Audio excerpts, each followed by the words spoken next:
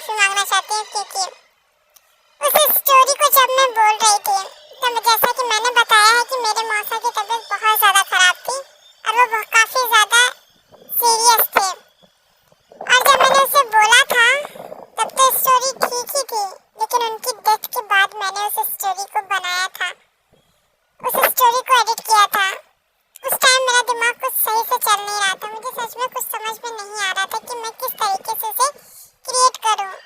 वैसे तो मैंने बाकी पार्ट्स में सॉन्ग जहां लगाया है वहां पे वॉइस नहीं डाली है, बट उस स्टोरी को जब मैं बना रही थी तो उस सॉन्ग के साथ साथ वॉइस भी डाल दी, जिस वजह से आप लोगों को समझने में प्रॉब्लम हो रही है। बट वो जो डायलॉग्स है उसमें रोमांस ही है, तो जहाँ पर रोमांस है वहाँ पे ज़्यादा कुछ बोला नहीं है मैंने, तो आप लोग उसे इग्नोर करिए और स्टोरी को वॉच कीजिए और कमेंट करते रहिए। और जब कभी प्रॉब्लम होती है तभी मेरी स्टोरी इस तरीके से बनती है, वरना मैं कोशिश करती हूँ कि आप लोगों को अच्छा से अच्छा कंटेंट दूँ। इसलिए मैं जो कि बहुत ज़्यादा ही क्वालिटी रखती हूँ, मतलब कि इस तरीके का GIF उठाती हूँ कि जिस उसमें अगर क्वालिटी कम भी हो जाए तो कोई ज़्यादा फर्क ना पड़े, आप लोगों को क्लियरली सब कुछ दिखे। तो फिर अगर आप कोई भी गलती है उसमें तो प्लीज़ उसे इग्नोर कर दीजिए। उसे मैं डिलीट नहीं कर सकती हूँ बिकॉज अगर मैंने उसे डिलीट कर दिया तो मेरे पास बैकग्राउंड नहीं है, मतलब बैकअप प्लान नहीं है, वो डिलीट कर दी है मैंने वीडियो अपलोड करने के बाद। तो चलिए जीहोप और युंगी की फोर्स मैरिज वन शॉट सुनते हैं। इसमें हॉबी की एज 26 ईयर है और हमारे युंगी की एज 90, और इस स्टोरी में बहुत ज़्यादा ही प्यार है और मैं अपनी स्टोरी में ज़्यादा रोमांस एक्सप्लेन नहीं कर सकती हूँ और ना ही मैं अपने सेकंड चैनल पे उसे दिखा सकती हूँ।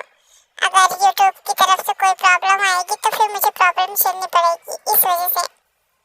और वैसे मैं ज़्यादातर रोमांस एक्सप्लेन करती हूँ और कोशिश करती हूँ कि रोमांटिक स्टोरी बने, तो प्लीज़ आदमी कोई भी हेट कमेंट मत करना, क्योंकि आप लोग अगर हेट कमेंट करते हैं तो बुरा लगता है और कमियाँ तो सब में होती है आदमी। मेरा न्यू चैनल बना है वो, और मुझे उतना ज़्यादा एक्सपीरियंस नहीं है कि मैं उस तरीके की वीडियो किस तरीके से बोलूँ, किस तरीके से अपलोड करूँ, तो थोड़ा थोड़ा सीखने में टाइम लगेगा।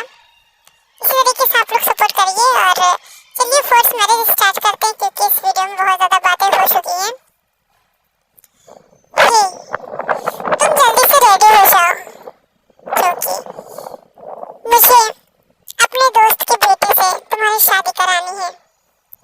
बट डैड, मैंने हॉबी को सिर्फ अपना दोस्त माना है और मैं उसे इस तरीके से कैसे उससे शादी कर सकता हूँ? लेकिन हॉबी तुम्हें पसंद करता है और उसने क्योंकि अपने डैड से कहा है कि उसकी शादी तुमसे हो वरना वो सुसाइड कर लेगा। पर डैड, उसने आज तक मुझसे कभी इस चीज़ को एक्सप्लेन नहीं किया। हाँ बेटा, मुझे पता है उसने एक्सप्लेन नहीं किया, बट तुम्हें इस तरीके से नहीं बिहेव करना चाहिए। वो तुमसे बहुत ज़्यादा प्यार करता है, तुम्हें खुश रखेगा।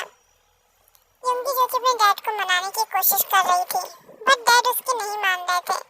वो चाहते थे कि उनकी प्रिंसेस एक हैप्पी फैमिली में जाए।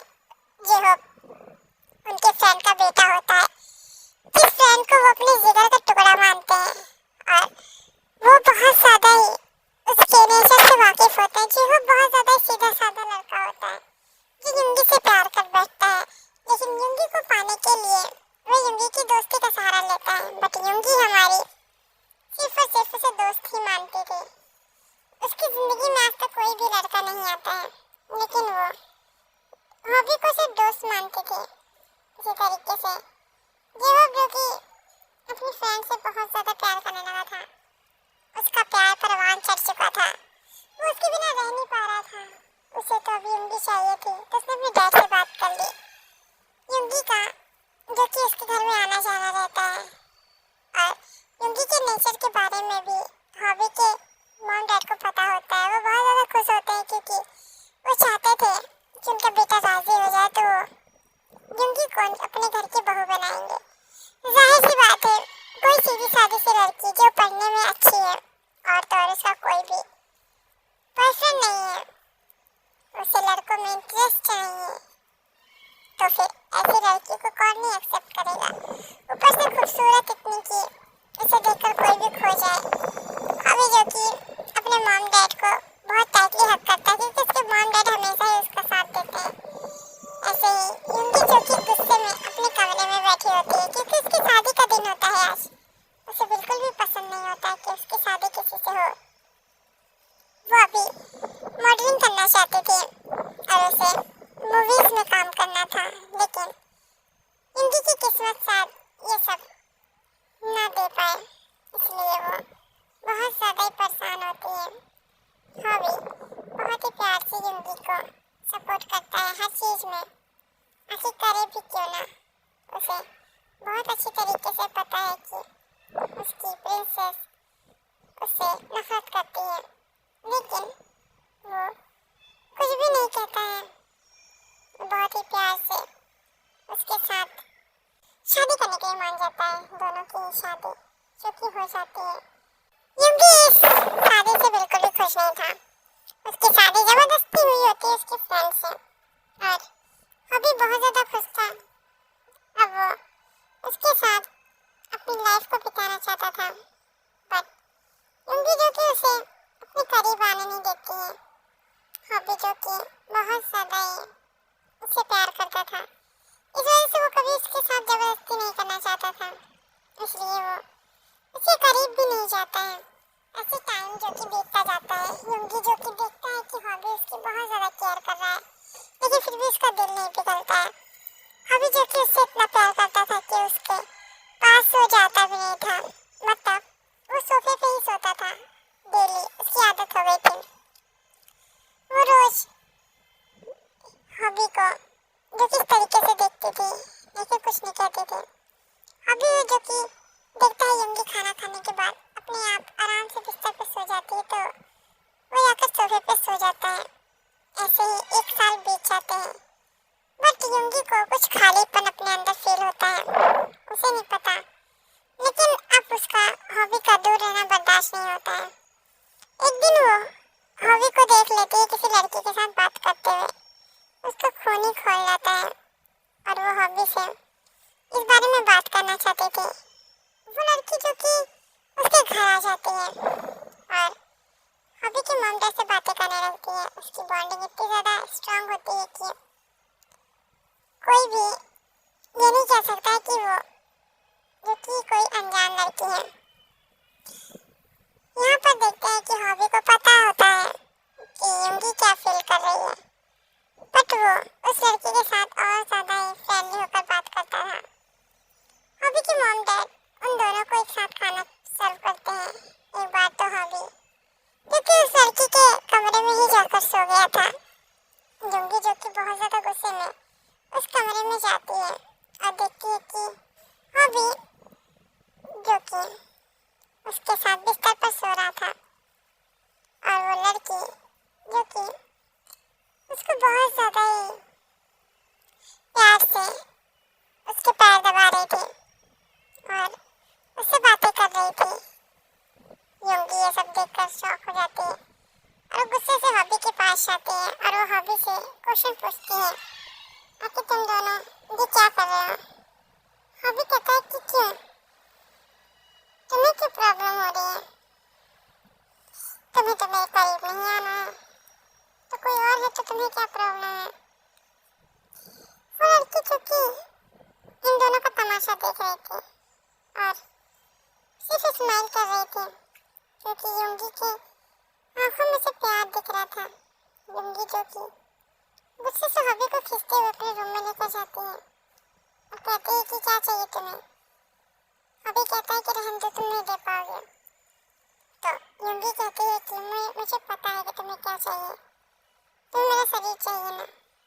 तो हॉबी कहता है कि उसे लेना कौन सी आम बात है, मैं हस्बैंड हूँ, उसे तो पा ही सकता था। तो फिर युंगी कहती है तो फिर क्या चाहिए तुम्हें। हॉबी जो कि कहता है कि रहने दो, तुम नहीं दे पाओगे।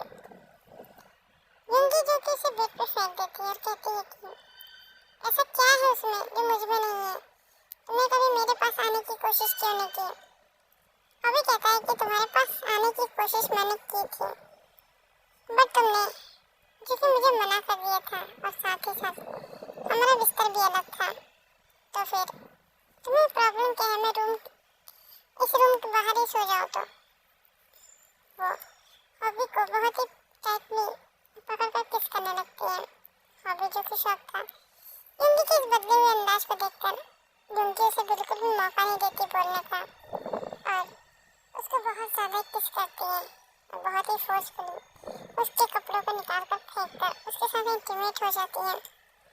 हॉबी देख रहा था अपनी वाइल्ड कैट को जो कि खुद ही सब कुछ कर रही थी। हॉबी की परमिशन तक नहीं मांगी। अगर ये काम हॉबी ने किया होता तो आज हॉबी को जान से ही मार देती। हॉबी जो कि लेटा था, डूंगी जो कि थक गई थी, तो हॉबी से कहती है कि मैं ही सब करूं, तुम्हारे मर्द होने का क्या फ़ायदा? तो फिर हॉबी कहता है कि तुम्हारी परमिशन अभी मिली नहीं मुझे, ये तो तुमने अपनी मर्जी से किया है, मैंने तुम्हें हाथ तक नहीं लगाया। डूंगी कहती है क्या तुम्हारे अंदर फीलिंग्स नहीं है? अगर मैं तुम्हें टच कर रही हूँ तो कुछ तो फीलिंग आ रही होगी। हॉबी कहता है कि तुम्हारी जो भी फीलिंग है मेरी वो मैंने मार दी है। तुम मुझे टच करोगे तो मुझे फीलिंग होती है, क्यों नहीं होती है, लेकिन मैं कंट्रोल करना सीख चुका हूँ। डूंगी जो भी सुन के उसे प्यार से किस करके उसे सेडेक्टिव वॉइस में कहती है कि तुम इसे कंटिन्यू कर सकते हो क्योंकि मुझसे अब नहीं हो रहा है और मुझे सिर्फ आराम से लेटना है और बाकी का काम तुम करोगे। हॉबी जो कि स्माइल करके कहता है कि सोच लो प्रिंसेस, सुबह चल नहीं पाओगे। तो फिर डूंगी कहती है कि ठीक है और इस तरीके से हॉबी उसके साथ फुल नाइट एंजॉय करता है, उसके साथ इंटीमेट होता है। और हार में वो जो लड़की होती है वो हॉबी के जो कि भाई की बेटी होती है और वो उसकी बेटी की तरह होती है, इसलिए वो उसके पैर को दबा रही थी। हॉबी उसे मना करता है लेकिन वो बहुत ज़्यादा जिद्दी और क्यूट होती है और वो उससे बहुत ज़्यादा ही प्यार करता था अपनी बेटी की तरह। तो जाहिर सी बात है उसकी खुशी में खुश रहता है। तो आर्मीज, आप लोगों को ये स्टोरी कैसी लगी आप लोग कमेंट कीजिए, क्योंकि कमेंट तो आप लोगों का जो आता है मैं उसी तरीके से स्टोरी देती हूँ। ये स्टोरी आप लोगों को कहीं नहीं मिलेगी क्योंकि ये मैंने अपने माइंड से क्रिएट किया है और मैं हॉट रोमांटिक स्टोरी बनाती हूँ। सोचती हूँ कि उसमें जब रोमांस नहीं रहेगा तो क्या ही फ़ायदा होगा।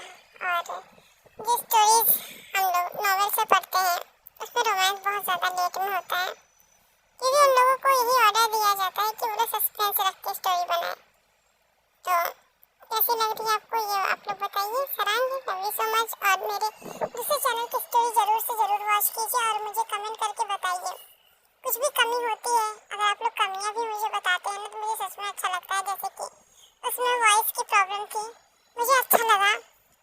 एक आदमी ने साफ साफ मुझसे कहा कि आपकी स्टोरी अच्छी है बट आपकी वॉइस थोड़ी सी दिक्कत कर रही है जिस वजह से आपकी वीडियोस में लाइक नहीं आ रहा है। उसकी बात मुझे सुनकर बहुत ज़्यादा खुशी हुई और थोड़ा सा सैडनेस भी फील हुआ कि मैं इतना ज़्यादा डिस्टर्ब होने के बाद क्योंकि अपनी आर्मी को खुश नहीं कर पाई, मतलब इतना ज़्यादा मैं डिस्टर्ब हो चुकी थी कि मुझे समझ नहीं आ रहा था। तो आप लोग समझ सकते हैं मेरी प्रॉब्लम। तो sarangi army, love you so much.